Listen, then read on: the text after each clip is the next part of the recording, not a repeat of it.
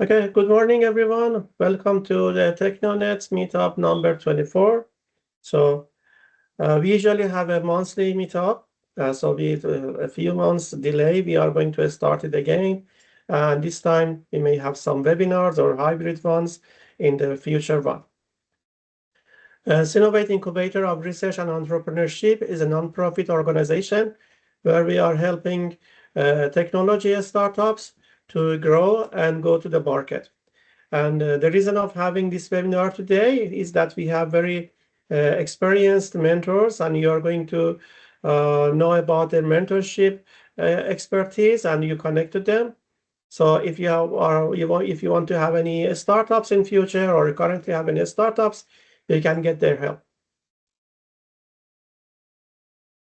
About the SIRE has founded officially in February 2024 to empower tech startups by providing a startups mentorship and one-on-one consultation. And in this meeting, so you will become familiar with some of these mentors, highly experienced mentors, and you can get their helps in growing your startup. The other thing that's unique in SIRE and not in other incubators is knowledge investment in MVP development. So we have a team of very expert people in the high technology, in IT, IoT, the biotechnology, many other areas of science and technology. They can help you in your MVP development, which no payment at first, and they will invest in your MVP in your startup. And once you so you earn or make any revenue, so you have to pay the investments, compensate the investments. So this is a unique investment which we have. So like not any other angel investors or VCs that who invest in money, we invest in our knowledge. The other activity or services that we give to startups is securing government funds. So far, we have had more than 25 startups working in our incubator, and around 15 to 20 of them have been granted by some government funds, which help them in MVP development. So you know that the difference between the funds and loan or any other investment is that when you get a fund from government, it is non-refundable. But if you need money and you have any financial issues, you're looking for any investors, then you have to share your equity. Or if you get loan from banks, you have to pay interest. So funds are very interesting and favorable for most of the startups if they are in the early stage. The other thing that we give to the startups is exposing them to a big network of investors, market, and other startup people through our TechnoNet summits. So far, we have had 2 summits. One of them was in late March 2024, and the other one was in late September 2024. So they were welcomed by so many audiences, more than 120-30 persons. We had speakers from angels, from VCs, from incubators, from technology businesses, and many other ones. And we are going to have the next one, the next TechnoNet Summit 3 on April 26. And I wonder if you could register here by scanning this barcode. And again, our main topic of this TechnoNet Summits are in TIM, technology, investment, and mentorship. This summit will happen on April 26, 2025, from 9:30 a.m. to 4 p.m. And the venue is the Fairview Theater in the intersection of Don Mills and Shepherd in Toronto. So it is in close to Fairview Mall. So we are going to have many speakers from different industries and organizations. Also, we have a pitch deck competition. If you already have any startups and you want to practice your pitch deck and connect to investors, that's a good opportunity to join us and let me know that you have a pitch deck ready. Send it to me, and we will review it in our team. Based on whatever we have received so far, we will select 5 pitch decks, and we make a competition to recognize the first 3 winners in this Summit. Now we are going to start this presentation, this webinar today. So the agenda, in our agenda, we have 3 presentations with our 3 highly experienced persons. As Darus mentioned, my name is Shukanta, and I have been a startup mentor and consultant for past 6 years. Prior to that, I was in corporate life for almost more than 2 decades. So I work with early stage entrepreneurs, predominantly immigrant entrepreneurs, to help them bring their idea and the concept to the market, navigating the challenges in the Canadian market, and uh, specifically help them with the market fit strategies. So as a consultant, I provide strategic advice and guidance to startups on customer development, pitch mastering, and as I said, product market fit strategies. I'm an empaneled mentor with a few incubators and accelerators like TBDC, Beehive, Alchemist, and of course, Syre. So typically, when I guess some of you might have already taken the leap, or some of you are on the sidelines, or some of you are kind of considering, becoming getting into entrepreneurship and, you know, having your own startup. So, I first became an entrepreneur about more than 20 years ago, and I didn't know what I was getting into and what were the challenges.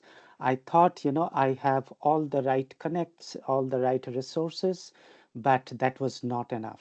So the challenges that we as a startup entrepreneur we face is, the biggest challenge is uncertainty and instability. The market conditions change because of other factors. You don't kind of have a regular income to support your family and yourself. So it, one of the biggest challenge that every entrepreneur faces is the uncertainty and instability that comes with entrepreneurship, and of course the financial risk. Either you invest your own money, or you get money from your friends, family to get started, and and you have that kind of pressure, always to generate enough money to kind of repay those money, or or kind of you generate enough income for you and your family. Other thing is the decision making pressure. This is huge, and this causes a lot of stress, burnout, because there are critical decisions in your entrepreneurship journey that you have to take, and it can sometimes make or break. And then, the biggest challenge, of course, you have a product, you have a market, but how do you build a customer base with so much of competition, with so much of uncertainty, so much of, what you call is, instability, market dynamics. And then, of course, access to resources. You need finance, you need people, you need a lot of other specialists to succeed. And this similar, if you start your own startup, there are similar challenges and risk that every entrepreneur goes through. But as a startup, other than the unique challenges of being an entrepreneur, what are the key challenges? Are the market fit. You have a brilliant idea, you can build that product, but does the market need it? So this is, in my experience, one of the biggest challenges. Even I have seen, I have noticed very good products do not succeed because the market did not need them, or they didn't quite understood the market. And of course, competition. Nowadays, especially in Canada, in past 7, 8 years, the startup ecosystem is thriving. There are a lot of startups, coming up, and you practically in every category there are hundreds of startups that you have to compete with. And the challenge is, of course, investment and funding. It takes a lot of time, effort, and money to build a successful business. And then scalability, you build something, build a product, get your first set of customers, you have a pre-seed investment, but as an investor, they would look for scalability, how quickly you can grow your business. And customer acquisition, if you are especially in, be it B2B or B2C, customer acquisition is always a challenge. There are different channels, customers have different choices. So this is one aspect, a lot of people struggle. Even if you have a very good product, there is a market, but how do you reach your customer? How do the customer know that, you are solving one of their main problems? And adaptability, the market keeps on changing. The customer behavior will keep on changing. How do you adapt to that? So Darus and I, since last year, and after the success of TechNet Summit 2, we have been working together along with other partner of ours to kind of, how do we address the key challenges? Be it, validating the idea. Is the idea good enough to kind of proceed? How to build your pitch, to convince both your customers, stakeholders, investors. And how do you achieve a product market fit? What would be your go-to-market strategies? How do you kind of achieve growth that your investors are looking for? So we kind of have been working on it, and to create a structured program that would include some working sessions and also mentoring. Uh, I think Darus has put together, a series, series of programs to address each of these topics, and also he's been able to bring together almost, I think, some 7, 8 mentors who are experts in their domain and in their field, and who can work with, early stage entrepreneurs and founders to get to the stage that they can grow. Any questions as of now? Sorry, Shukanta, I think you have shared your PowerPoint application, not your presentation. We can't see when you move to the next slide. Oh, sorry.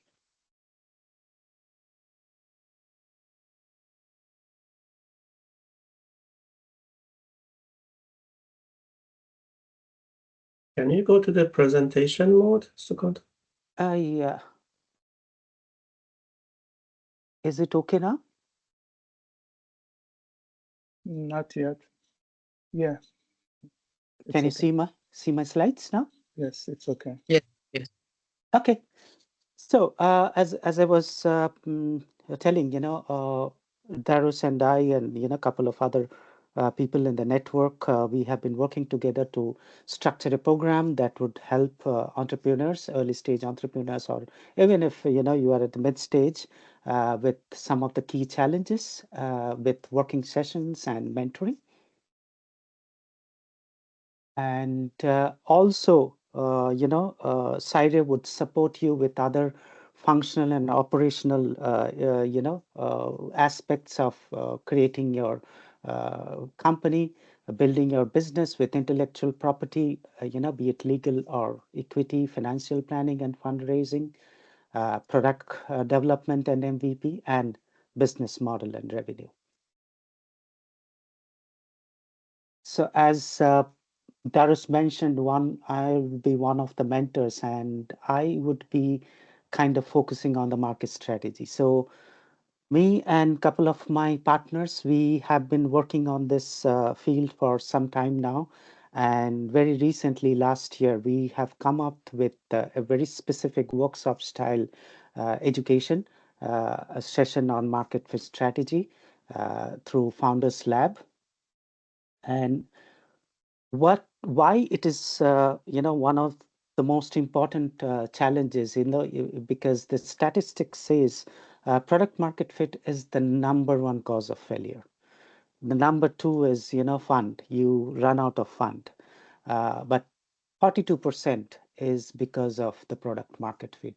Even exceptional startup founders often find it challenging to define a market. And in the current scenario also, you will also see a lot of startups, quite well-known startups, they keep on exploring, they keep on changing their product, they keep on kind of, addressing the different set of markets. So it is actually a very critical tipping point for startups, and it's essential that you unlock the door to growth, or else, there will be stagnation and your startup will eventually fail. So typically, the market fit hurdles revolves around, three things. One is, how do you define the market gaps? Is there a need for your product, or is there something that is happening that their opportunities might emerge and you want to capitalize on that? You want to be ahead of the curve. And then, how do you kind of identify the customer's need? Customer is not looking for a product, or customer is looking for a solution to their problems. So how do you address their problems? There are a lot of products which might address some of the pain points of the customers, but not all of them. So this is one of the very important aspect of identifying customer needs. And of course, last but not least, you need to have a very robust go-to-market strategy. You need to take care of, what your competition is doing and how you can, be ahead of them, or offer something which is better. The purpose of finding a product market fit is to understand opportunities. You should be able to clearly articulate customer segments. Which part of the customer, who are your customer, what is the market, what are the demographics, what is the customer preferences, and do they have something that they're still looking for? And then, once you have done that, you have to find that unique match between your capability and between the market needs. You may or may not solve everything, but you can address some of their most painful, needs. And then you have to kind of align your go-to-market strategy, with you cannot do all by yourself. You need to find partners, collaborators, channels to make a compelling offering. So the goal of the product market fit strategy is to map, identify, articulate, define, and develop, whereby you map opportunities, then you articulate about the underlying needs, and then you converge on the key elements to find a product market fit, what the customer is looking for, and how your product or solution can address that gap. And then you kind of develop a robust go-to-market strategy, taking into consideration who is your market, who are your customers, what are the customer journey, what are their customer behavior, how do they make decisions. So the process, typically we kind of adopt is, for the market, when we are trying to identify the opportunities, the specific segments, and which is the spaces to play, we use Blue Ocean strategy and something called, 4 actions framework. These are very well established and very well known strategies uh, to kind of do a gap analysis and find out, what are the opportunities. Then for the customer, we help you with finding that winning factors and the key value propositions that would attract your customers, that would kind of work as your magnet. So we use something called point of view empathy map. So there is a presentation, later, which will delve into that, how design thinking and, some of the methods and systems thinking can help you better with the understanding your customer, and then the fit. So we kind of, use service design techniques to define your customer journey, where and when the customer is experiencing the pain or the challenges.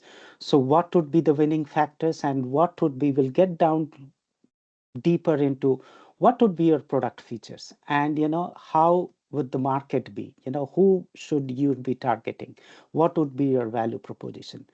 Then we would help you create a business model canvas, which will have your product launch strategy. And the outcome would be, you would be able to analyze and identify your market, effectively communicate to your customers, what is the value proposition that you are providing. And also you can, identify, the key elements of the customer satisfaction. What is the competitive advantage you are kind of bringing to the market?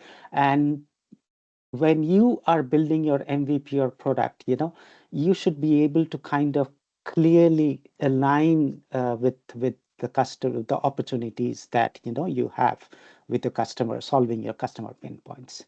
And then your strategy, how do you kind of approach the market? How do you build a compelling, proposition, a value to that can create an impact?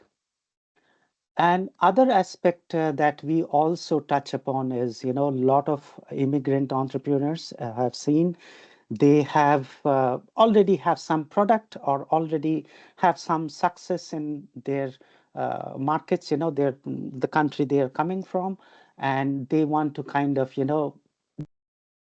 replicate the same success in Canadian market.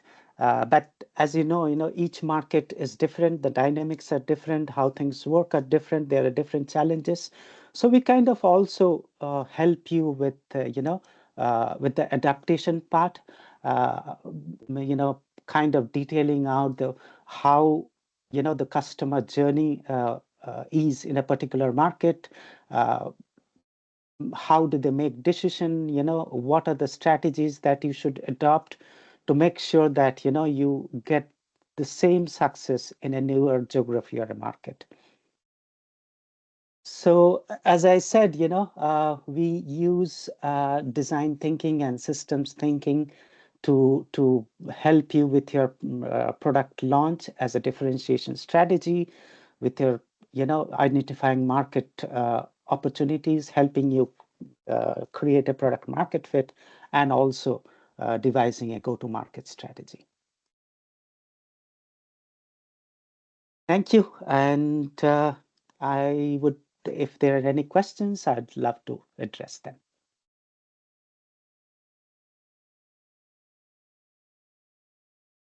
Yes, Amin. Thank you very much for your presentation. Can you hear me, Bill? Yeah, I can hear you well.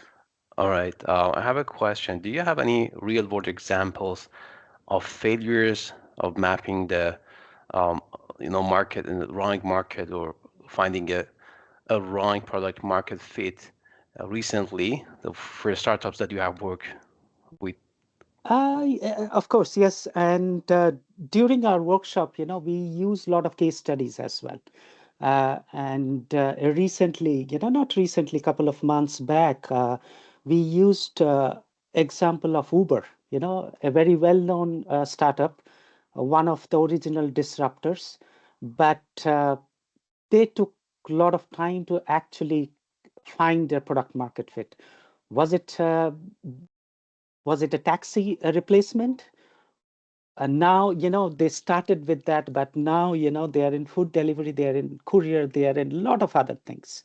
So one is they were able to pivot to a lot of other things because their business initially did not succeed because of market regulations, primarily. A lot of resistance from the lobby, and there are a lot of examples that, you will always hear some startups closing, because they did not cater to the market needs, or they were, kind of addressing to the wrong market. We do use case studies. Yeah. Sorry, thank you. But beside those case studies, like Uber and other huge startups or unicorns, is there any recent startups that you have faced, talk to the entrepreneurs and you face the same problem with them? I mean, Yes, for Canadian market specifically. absolutely. So I would not name that startup, but this person has a very successful edtech platform in India, and he had a lot of success. He was targeting, middle school to high school students, teaching them few, subjects. But his content, was very much well directed to the Indian market, considering the cultural, aspects of it. And he wanted to kind of, when he launched, he had the same. So it didn't work because there is a lot of cultural aspect, how people learn, how people relate to a lot of characters is different in Canada. So we guided them through to change those, keep the core of, the learning similar, the learning outcome, the learning objectives, but how you deliver, what kind of approach that you use has to be different. Thank you. Yeah. So, during our session, we do kind of use some of the case studies to kind of, emphasize what it means, to adapt to the market dynamics.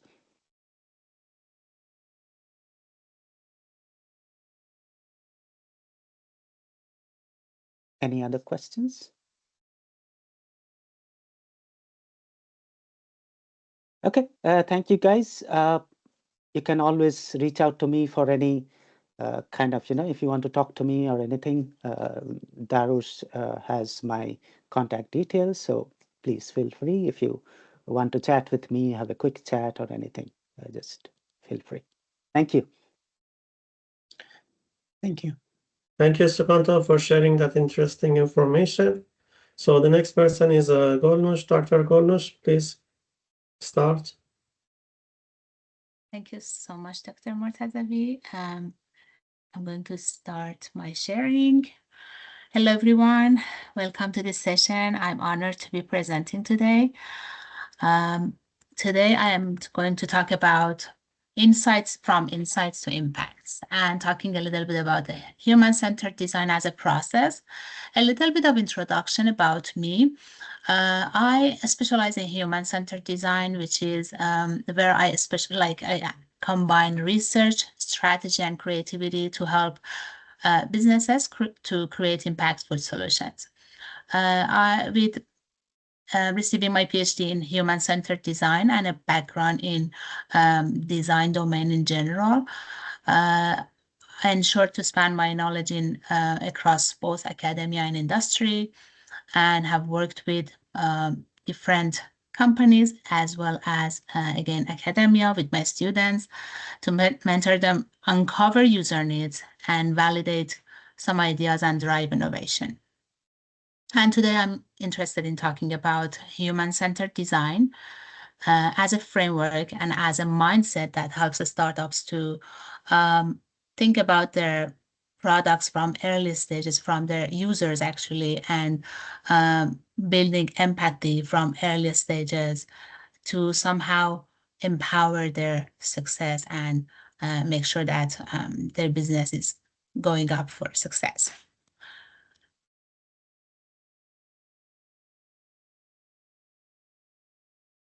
So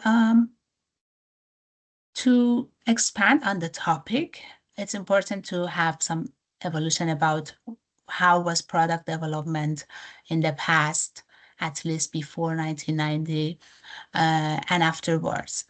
In the early history of product development, there was always a team of decision makers, like the investors and then the engineer teams who built the product and focused on creating the things, and then hoping that customers would follow buying those items.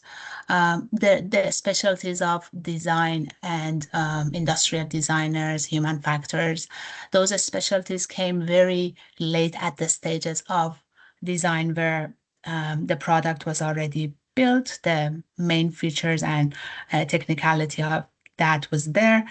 And these specialties only added some layer of interface to make the product a little bit easier for users to interact with. And this assumptions was based on, again, build first, hoping that customers would follow. But gladly, it was not. The approach that was the correct one. There was a lot of failures that happened by Kodak, by Ford, that they launched the market, and after they launched the product, they noticed that there is even no market for it, or people prefer some other aspect of the product to be addressed. And usually at those times, it was very costly for companies because they have already launched something that invested a lot of money and resource on, and a customer didn't like it. So the HCD and human-centered design has actually changed the game. It has helped a lot of companies to focus on building early on, iteratively improving, and making sure that the final deliverables is mature and in terms of the process, technology, and practice, it brings maturity to life. So why is it important for startups to embrace HCD? It allows people to be more relevant, like products to be more relevant. They are more likely to meet real user needs and solve real problems. It reduces the risk. It helps mitigate the risk of developing products that fail to resonate with real users.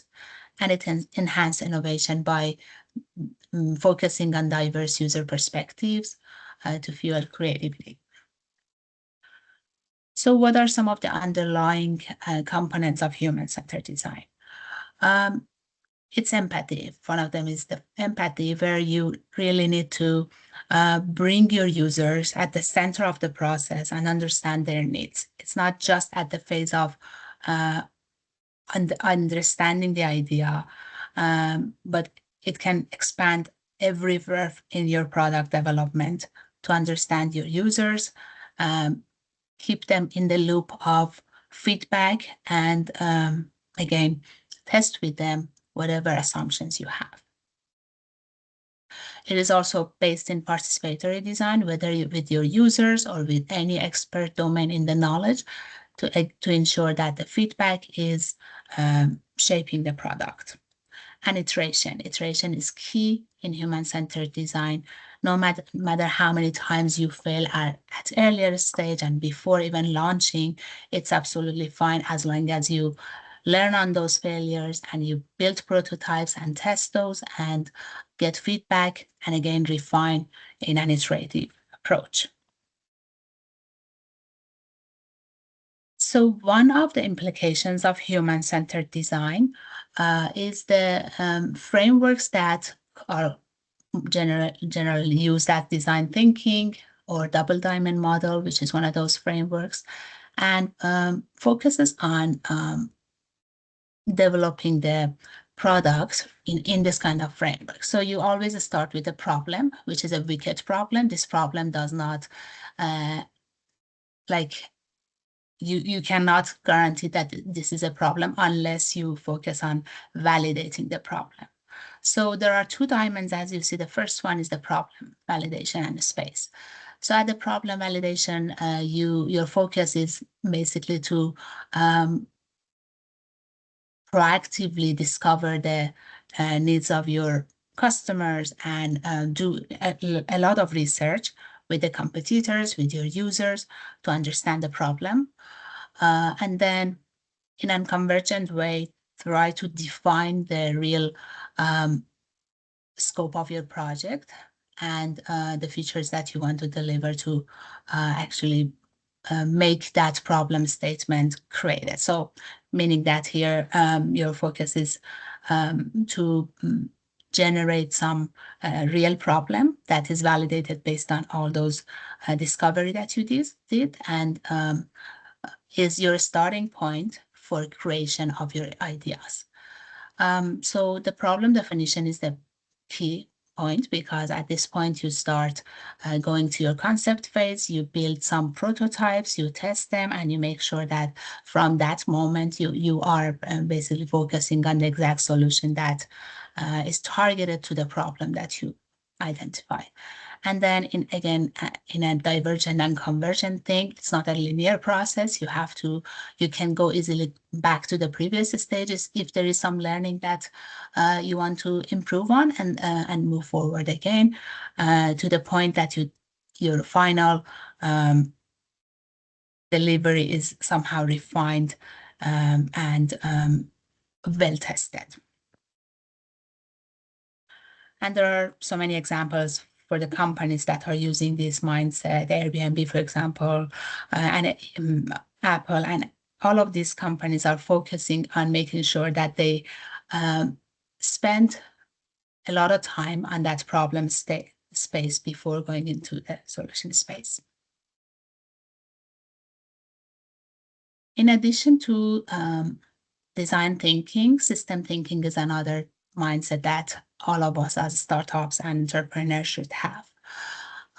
System thinking is a holistic approach in problem solving and tries to help us with looking at the bigger picture and all the relationship and interdependencies that different components of a system have together. It is very much related to the topic of complexity, that not all the components and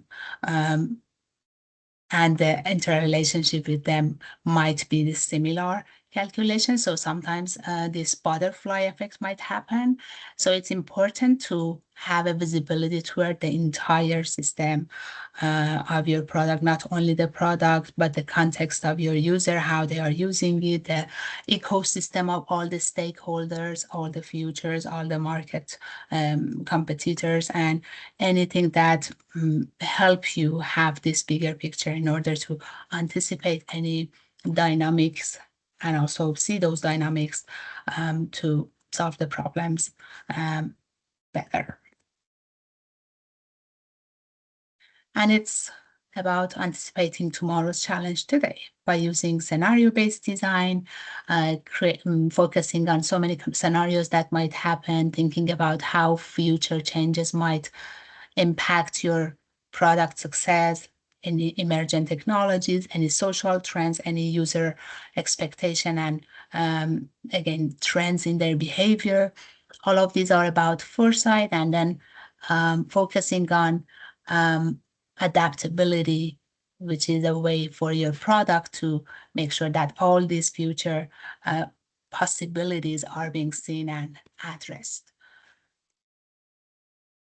And lastly, in order to cultivate a winning mindset, we need to be empathetic, understand users, teams, stakeholders, and any person, and basically any insight that we can generate from within the system of the life cycle of the system that we are creating.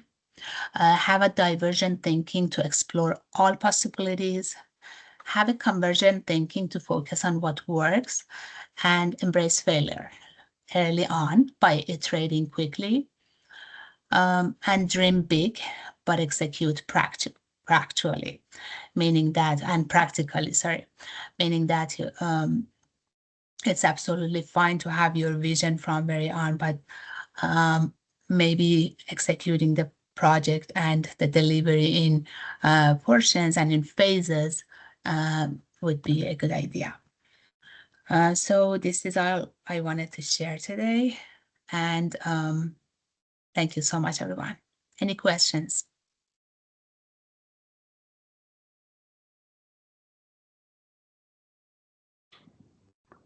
May I ask a question?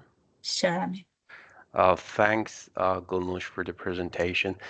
Can you please go back to the system thinking slide? I didn't get it, and if you can provide an example, my mind is not working based on the the theories. Once I have an example, that's just a stick to my mind. Sure thing. Just let me make sure my screen is being shared.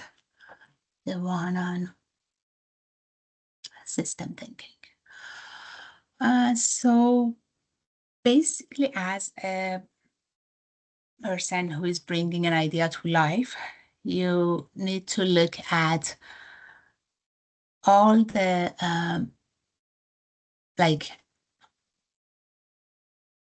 basically the entire life cycle that your idea might bring to life.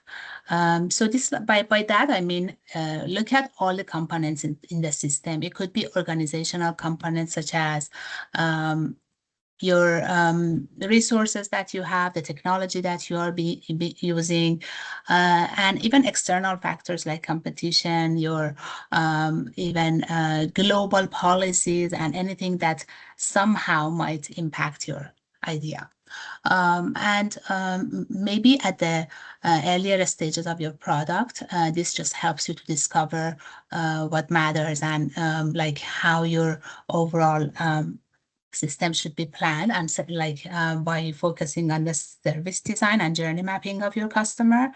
But later on, maybe you can have look over to your foresight and futures, and predicting how any changes in the future might impact your solution. So again, it's a very convergent and divergent way of thinking from a customer point of view, where I mostly focus on. I always try to build a lot of different use case scenario for the product, and those journey mapping and those customer journeys, user journeys help us to start building what are the channels and interaction channels and different ways that customers could make their task done, jobs to be done, anything that they aim to do. And from there, you can do research. So research is from any phases in your customer journey mapping where you see any pain point, you try to address them, and go to the next step where you and by again improving this over and over, you can make your system better. But again, system thinking is beyond service design and your customer journeys. Is anything about focusing on, as you see in the example, on all the interconnected systems that your business or your idea might somehow impact from. All right, thank you. Sure thing. Any other questions? And thank you so much, everyone.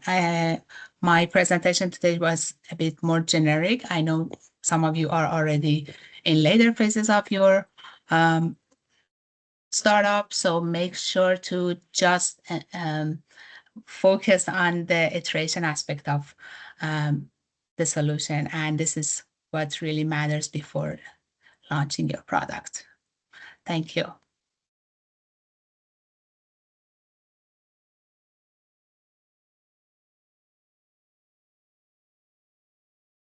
Thank you, Golnish, for sharing this interesting information. No more questions? Okay, so the next person is Shani. Please, Shani, the microphone is yours. You're on mute. Yes, thank you so much. Do you guys see my screen? Yeah, okay, perfect. So let's get started. I'm going to be starting.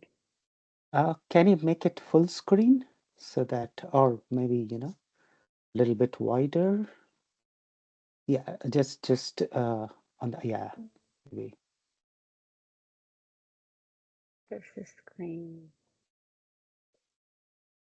Let me see. Well, how do you see it? actually. I don't see how you see it. It's like, not covering the entire screen. It's only a small part of it.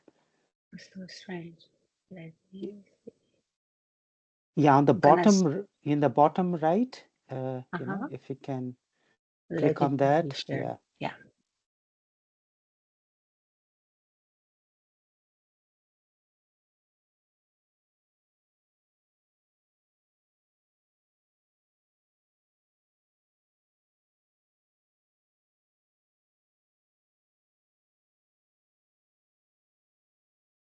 All right, I'm trying again. Just one sec. No worries.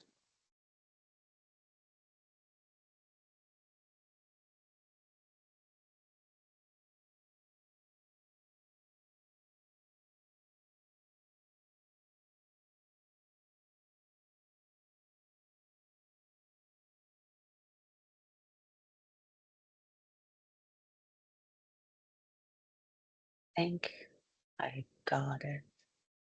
Mm. Are we good?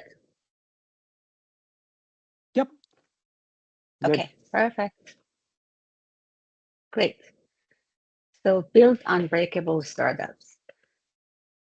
The way I like to start kind of talking about this is that we often talk about the idealized startup journey, more of a like a lightning bolt of inspiration or a garage brimming with raw potential, or the case where there's a rocket launch happening to instant market dominance. But in reality, what is happening within the startup ecosystem is that the landscape is markedly different, mirroring the image on your screen, more of a solitary, tenacious plant battling through more of an unforgiving concrete. That's the case with the startups. And if you think about it, statistically, less than 10% of startups navigate through harsh environment to achieve enduring success. And this isn't due to a lack of ambition or brilliance, but instead it's the result of overlooking foundational principles. And um, that means that if you think about it, I can provide you with an example that at a recent encounter with a founder that I recently met in a conference, Sarah, she was working in an incubator, and she was focusing on an AI-powered learning platform. Of course, she was excited about this genuine idea. She was passionate and had the technical skills, and initially attracted substantial investor interest. Her team pushed code relentlessly. They produced robust products with extensive feature sets, yet they bypassed fundamental product development and product management validation methodologies. And what emerged as a result of it was a feature-rich platform without a clear understanding of what they were after and its core users and needs, and their most pressing needs above everything else. And as a result, the adoption really didn't work out. It was close to non-existent, and the venture's growth trajectory was quickly halted. This is a pattern that you usually see in the startup ecosystem. It's not exceptional, and it's a consistent symptom. While you are kind of thinking and seeing all of these stories, they may initially feel unique to you, but the underlying causes are shared across the whole landscape. And it's not that the underlying ideas are flawed, it's more about the failure to strategically construct the core pillars of build, pitch, and scale. And that's exactly what we are looking at today. So thinking about three pillars. Uh, so we talked about pitch, build, and scale. The startup's progress isn't linear if you think about it. It's a complex system. It's supported by these three interconnected pillars. When we talk about build, we're talking about product management, product development, we're talking about pitch, it's about external validation. And when we're talking about scale, we're talking about sustainable growth. And most founders, generally excited by and propelled by the passion and the vision, they make the mistake of treating these three pillars independently, which results in a series of interconnected failures. So if you think about it, it's akin to developing an algorithm with disjointed logic. So you have all these elements operating without any consideration for the whole system collectively. And that's exactly something that was mentioned in the earlier presentation. I have observed this systematic failure pattern when working with both B2B and B2C clients. And within primarily in the software as a service industry, they initially poured resources into building comprehensive feature-packed products, yet they generally allocated minimal effort to crafting more of a focused investor narrative or setting up that repeatable customer acquisition process. Their pitch was disjointed, they failed to highlight real value, and their growth was unsustainable. They generally relied on costly one-off acquisition methods like growth hacking and trying to go for guerrilla marketing instead of really thinking about reliable customer onboarding and a retention model that sustains them. And this lack of a strategic alignment between all three stages is extremely crucial to address. It's a big mistake and one that creates a leaky bucket from the get-go. And you need to think about it that these aren't random. These are predictable and the patterns are extremely clear. And I'd like to examine how we can, at a high level, first of all, how these are interlinked, and then try to, at a high level, address how a systematic strategy could be in place to build and to pitch and to scale and really enable more of an unstoppable force for success.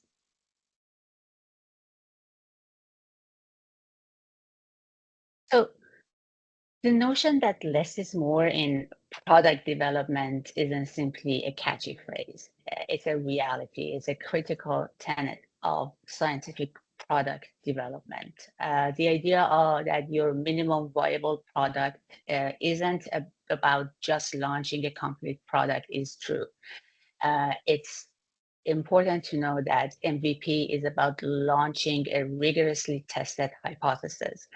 It's about starting with your core values, and this is the one fundamental problem you're solving, and then trying to create a concise series of features that directly address this one singular need, and always keeping the user at the core of the process. Thinking about an email management server. If you're, for example, trying to build an email server or an email application, the first thing that the product needs to do is to send and receive email. You need to be able to compose email, draft email, send email, and receive email. So if you try to add any bells and whistles outside of it, for example, like boomeranging, snoozing it, trying to kind of using AI to compose email, those are all the bells and whistles that can come after. Your primary focus should be on helping user write an email, send an email, and receive an email. So when I actually consulted with a health-focused startup, software as a service in the software as a service space, I would say, they initially actually planned to release a product that included more than 20 features. And this was the MVP for the product. I remember that I used a combination of jobs to be done framework with the help of also targeted user research to cut the set of features by about 50%.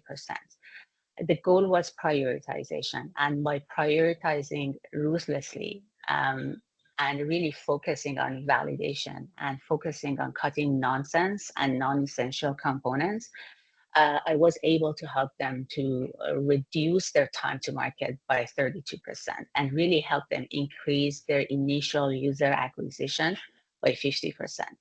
So this was achieved by approaching the same process, really thinking about testing, validating a hypothesis, and refining it in stages. And the best products, if you think about it, are not the ones that have the most features, but they're the ones with the most effective core hypothesis. And as a result, a user-centric validation is extremely important to building a product that addresses those real needs. Now, in the context of fundraising, a pitch is not simply a recitation of product features. You're not presenting a simple presentation that talks about the product that you've built, what features it has.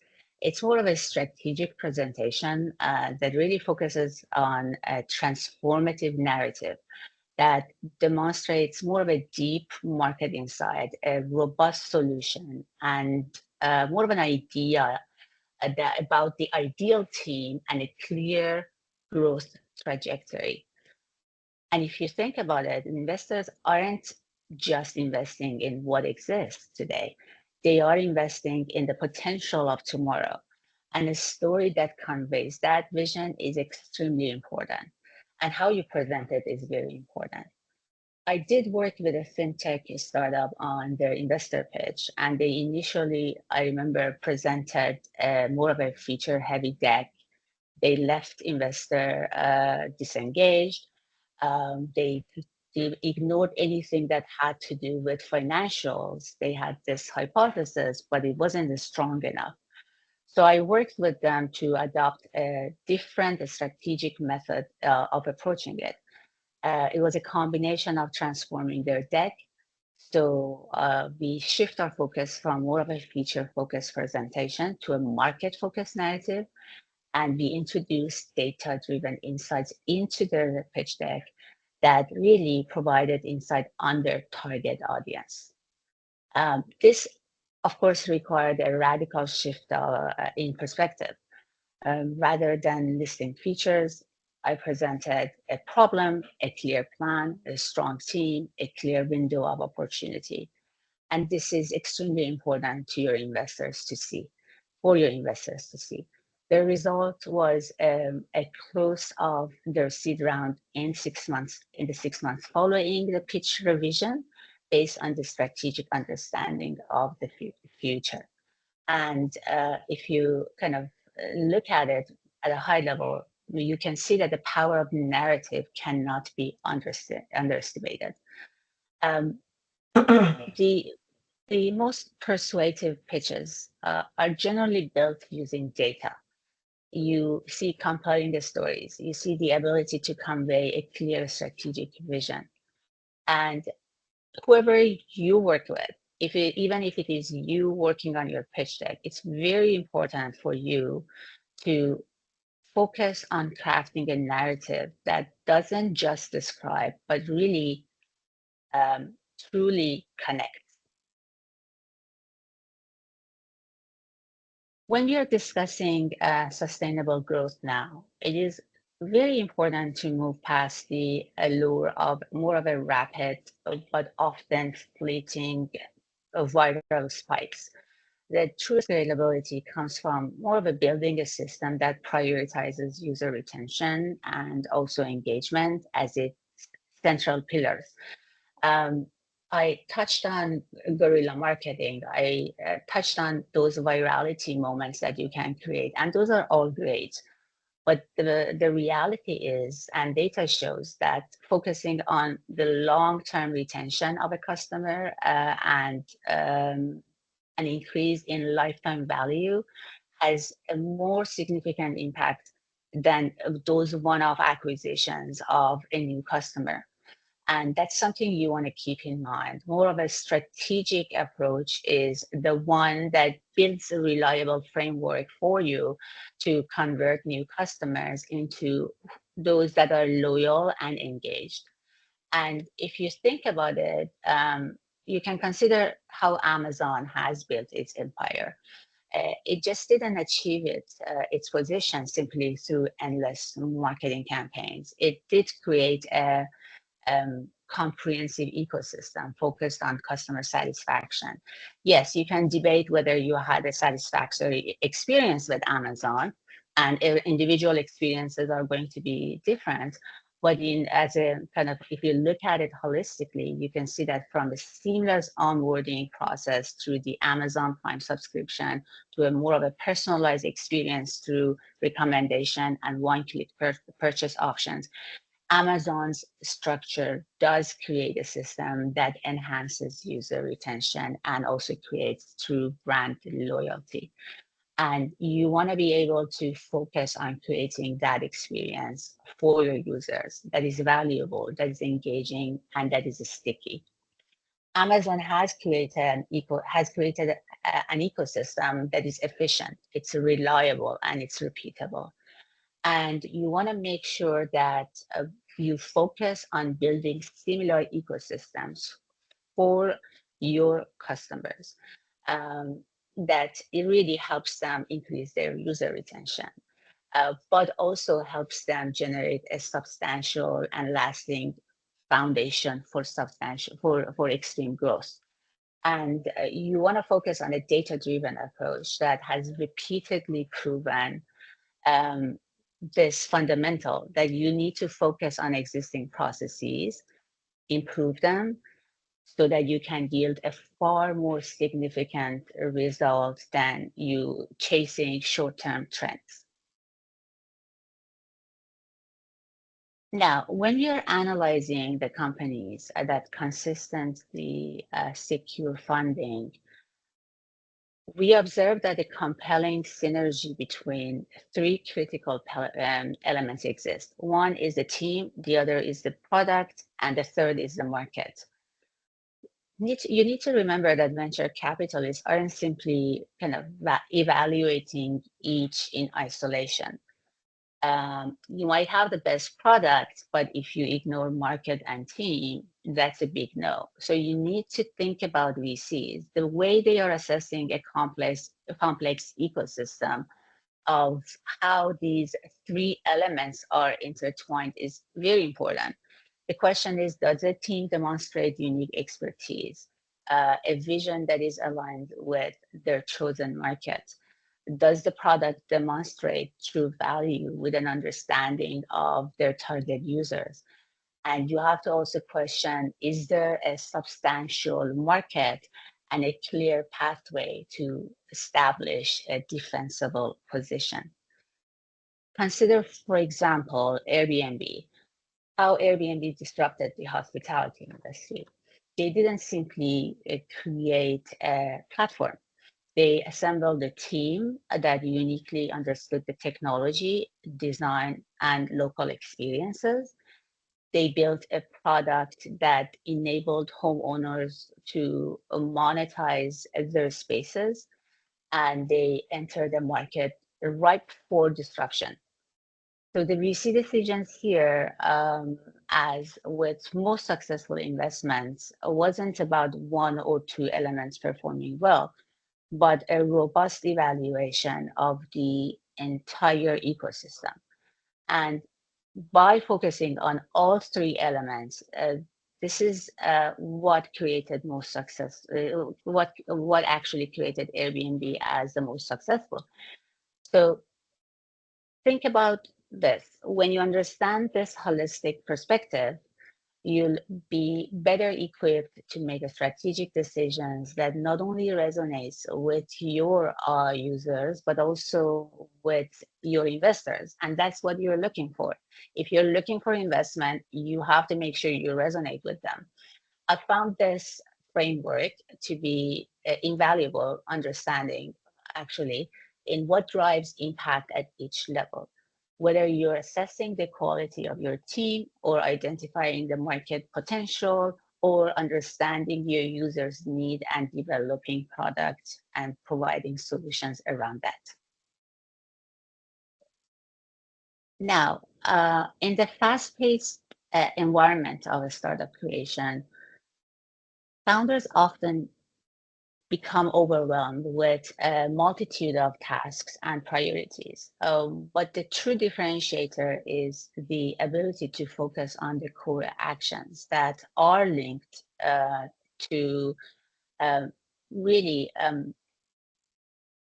meaningful, I would say, outcomes. For example, if you approach your entire business from product development to pitching to scaling with an intent to focus on the 20% of the tasks that lead to 80% of the results, 20-80 rule, you're already in a much better position. And if you strategically develop a plan, a framework, the that actually provides a clear pathway to the end goal for you, and you will immediately increase your odds of achieving that goal. So regardless of what you're working on, really prioritize these three items. Focus on your pitch, focus on your build, and focus on your market. And in an iterative format, you can achieve success. The startup journey is more of a relentless pursuit of progress, and it is inevitable that you will encounter unexpected challenges. The important thing is for you to recognize underlying patterns and then proactively address them. And I really hope these insights on how to approach product, pitch, and scale strategically can provide you with maybe more of a support in achieving a better, more fundamentally strong perspective. And if you want to kind of explore this further, or if you have any questions, feel free to connect with me. And I always enjoy having conversation with early stage startups. Before we get to questions, if there are any, I'd like to also introduce myself. Um, I am Shani. I'm Shani Mo, and I'm a Techstars mentor in Abu Dhabi. I'm a two-time founder in Canada. I'm also an operator that have had the opportunity to work with different organizations globally, building products and also building product-led growth through transformative partnerships. And I'm also a board member with a number of nonprofits in Canada. I've seen and supported multiple B2B and B2C early stage startups and have helped them throughout their journey from different angles. And I'm here today to not only share insights, but also to help potentially equip you with a clear path to achieving the scalable success. Thank you for your time.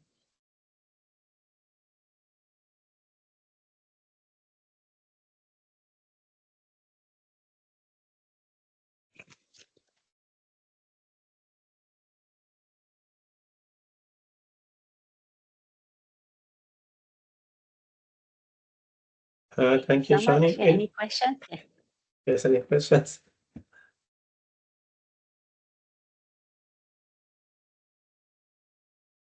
No questions for Shani? Thanks, Jenny, for the presentation. I think I have to reach you later about the startup staging that we are in right now is in the middle of the probably hard launch. We have done a soft launch, and I may need to talk to you and get your advice on some thing about the pitch deck and also the other things that you just mentioned during the presentation. Sounds great. Yeah, I'm looking forward to it. My information is shared with Dariush, and you can easily find me on LinkedIn. Just type in Shani Mo, and I'm there. Yeah, I just connected to you to LinkedIn. Wonderful. Any more questions? Okay. Thanks, Amin, for your questions. So we still have time, and I wonder if everybody introduces yourself, even in Farsi, if you want, doesn't matter. So please introduce yourself in 30 seconds. If you have any startups or going to have any startups, please share it with us if you are interested. If you have any challenges in your startup, please let us know. And then our mentors will be in touch with you to help you. Okay, let's start from the first person in the list, Ali, Dr. Ali Izadi.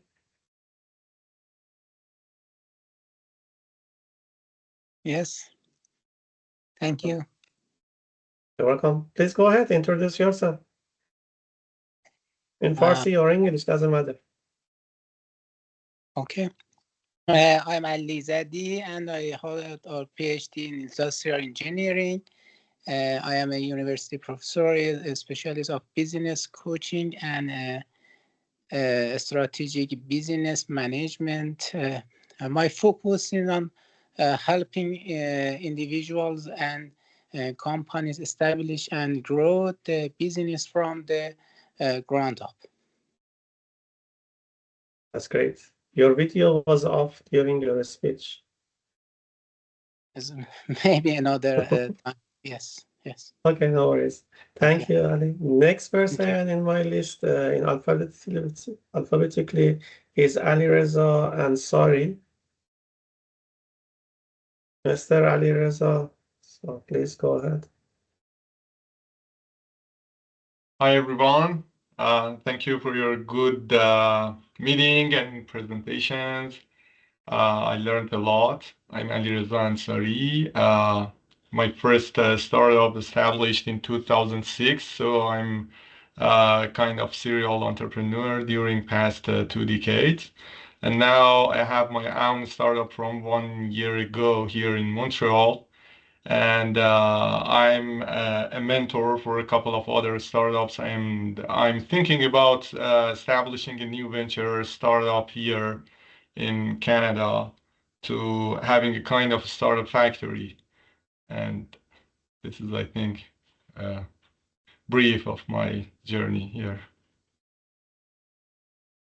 Thank you, Ali Reza.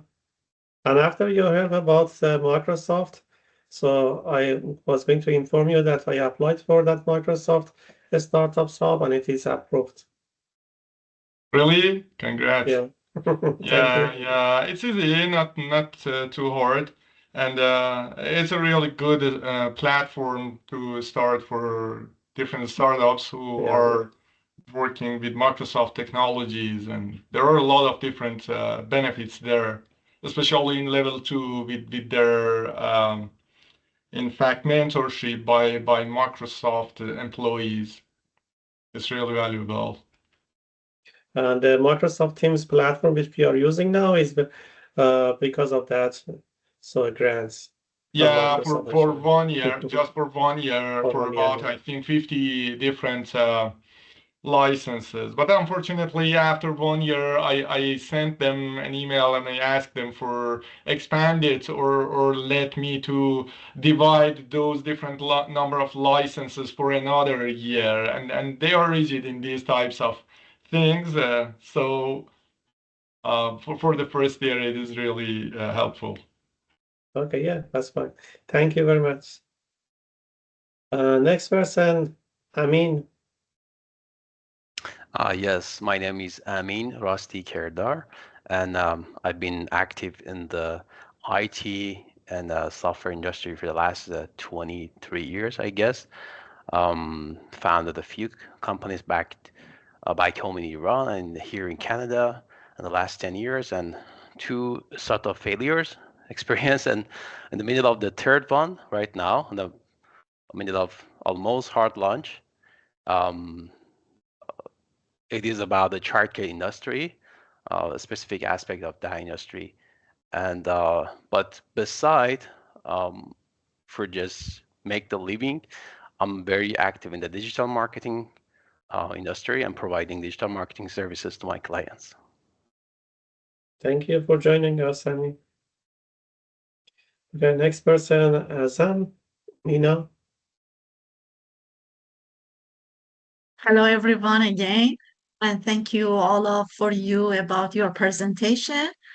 Sorry, I'm Azam Ranjbar, but my nickname is Mina. I graduated urban engineering, but now I'm working on other position. I have patented about a product. My product is a mat. It's related to snow melting system. This mat it has a different size and different watt. You can use it for your car, your estate, your driveways, and it connected to a hard box and connected to an app. Where do you live? You received a notification for your weather app that tonight we have snow or ice, and you extend this mat, your car, your estate, and it has elements inside, in warmer slowly and snow melt, and you don't need other solution for your snow. Thank you. Thank you. Okay, thank you. And the next person is Jawad and his wife. Jawad, are you available?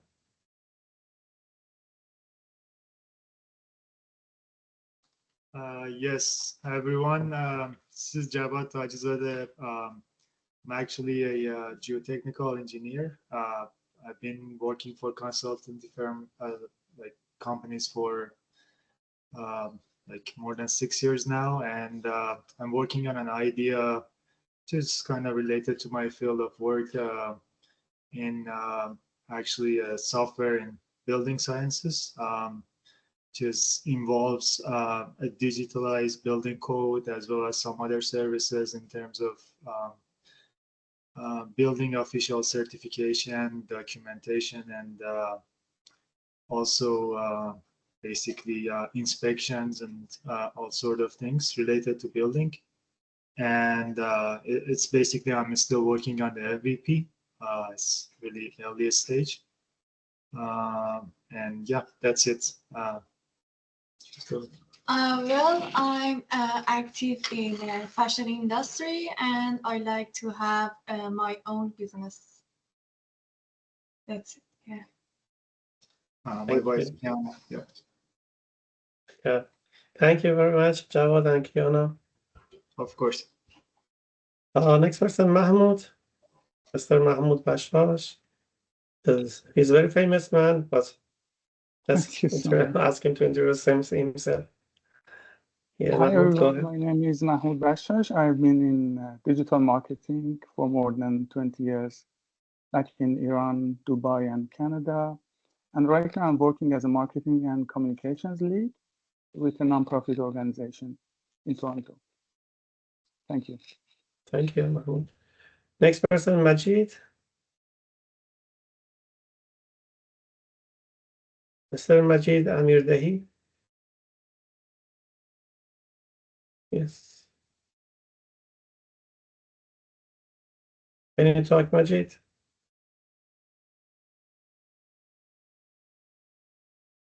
We don't hear you. You are on mute, but we don't hear.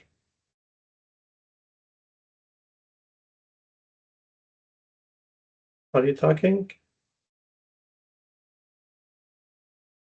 Okay, maybe he has some technology issues. Let's go to the next person and then we'll come back to Majid. Next person is Muhammad Dr. Sufi, I think. Muhammad Hussein. Muhammad Hussein Sufi. Dr. Sufi, yes, that's your turn. Hi, everybody. Thank you for good presentation. Actually, I've been physician more than 20 years in Iran, but more than 6 years we came to Canada and we have established IT company here. We called SmartMed company. We have a very powerful software about human resource in medicine field of fields. But from 6 years ago, I found I invested here in company more than $350,000. But for now, we couldn't success in entering my software to market, unfortunately. Yeah. So Thank you, Dr. Sophie. The only person left is Majid. If you can talk now, if the problem is fixed.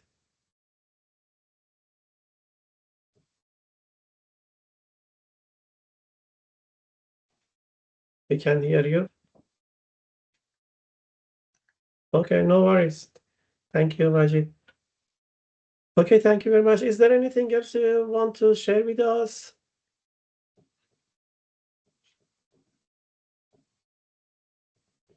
Okay, thanks for your time on the weekend.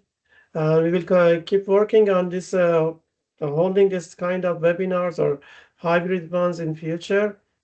And we would be happy to see you in person in our events if you are in Toronto, if you are in Montreal like Ali Reza. So we'll try to make it hybrid and hopefully we will have you in our events. Don't forget to register for our Summit 3 on April 26. And anytime if you have any questions in regards to your startup or your business, please feel free to reach out to us. Okay, thank you. Thanks, everybody. Have a good day. Thank you. Bye. Bye. Thank you, everyone. Your Thank you, meeting. everyone. Bye. Bye. Bye. Bye for now, everyone.